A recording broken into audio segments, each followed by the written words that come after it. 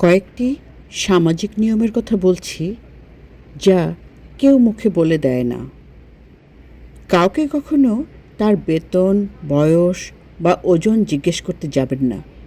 এটা বেশ অস্বস্তিকর। লিফট, ট্রেন বা বাসে নিজে ঢোকার আগে ভেতরের মানুষকে আগে বের হওয়ার সুযোগ দিন।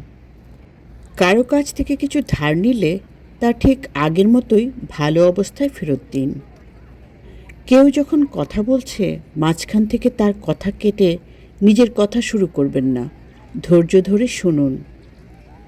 সিনেমা দেখার সময় হলে বসে অহেতুক কথা বলে অন্যের বিরক্তি বাড়াবেন না। পাবলিক প্লেসে বা লোকজনের সামনে স্পিকার ফোনে কথা বলা কিংবা জোরে গান বাজানো বন্ধ করুন। রেস্টুরেন্ট বা রাইডে শুধু বিলটাই শেষ কথা নয়, ভালো সার্ভিসের জন্য সামান্য টিপস দিলে তাদের মুখে হাসি ফোটে। কেউ আপনাকে তার ফোনের একটা ছবি দেখালে নিজে থেকে ডানে বামে স্ক্রল করে অন্য ছবি দেখতে যাবেন না। অন্যের ব্যক্তিগত সীমানাকে সম্মান করুন, তা শারীরিক হোক বা মানসিক।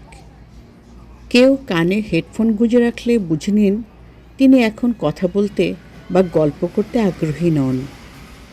কোনো দম্পতিকে কবে বাচ্চা নিচ্ছেন এ ধরনের ব্যক্তিগত ও সংবেদনশীল প্রশ্ন করা বন্ধ করুন।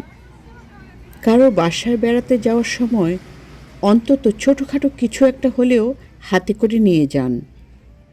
কেউ আপনার ছোট একটা উপকার করলেও মন থেকে তাকে থ্যাংক ইউ বা ধন্যবাদ বলুন। খাওয়ার সময় মোবাইল ফোনটি দূরে সরিয়ে রাখুন। সামনের মানুষগুলোকে সময় দিন। একটা গোপন কথা যেটা আপনার নিজের নয়, তা অন্য কারো কাছে গল্পচ্ছলে ফাঁস করবেন না।